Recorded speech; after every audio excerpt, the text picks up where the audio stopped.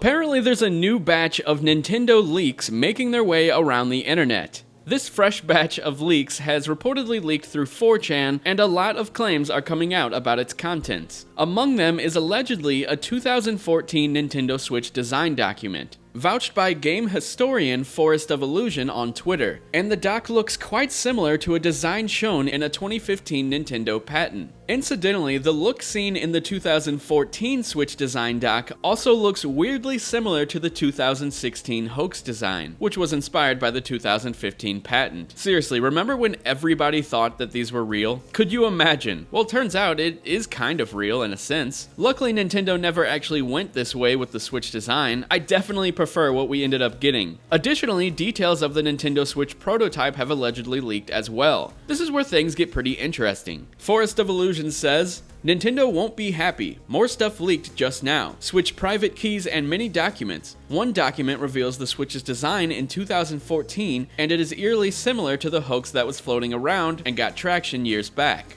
Information on a potential early Nintendo Switch prototype comes from Caitlin Molinas, who finds that the prototype allegedly used 3D video and may have been backwards compatible with 3DS. That would have been really interesting. It had potentially two screens, but only in 480p resolution, and rather than dock to a TV like the Nintendo Switch does now, it would have directly connected to a TV wirelessly, still being playable on the handheld itself. So basically really similar to the Wii U. I assume there would have been some type of dongle that connected to the HDMI port on the TV. Honestly, this would have been really interesting. Instead of dropping the console into a dock and using a controller, you would simply hold the console the entire time and stream it to the TV. Then I guess latency would come into play, but honestly the Wii U latency was really good if you were streaming from the console to the handheld, so whatever technology Nintendo is using, honestly I think it would have worked pretty good. The fact that this original Nintendo Switch prototype was only 480p is pretty strange, but at the same time, it looks a lot smaller than the current Switch. So 480p on a tiny screen like that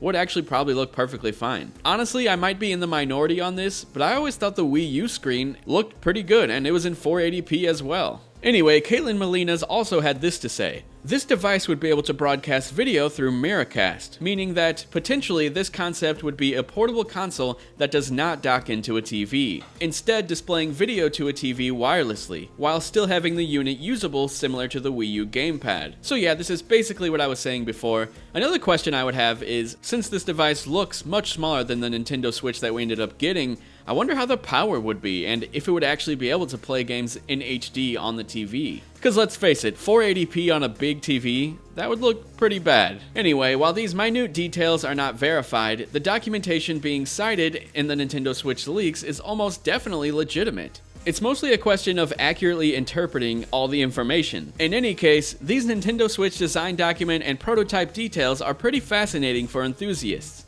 Anyway, let me know what you think about all of this in the comment section down below. What do you think about this crazy Nintendo Switch design that we apparently almost got? Thanks for watching, and I will talk to you guys later. See ya.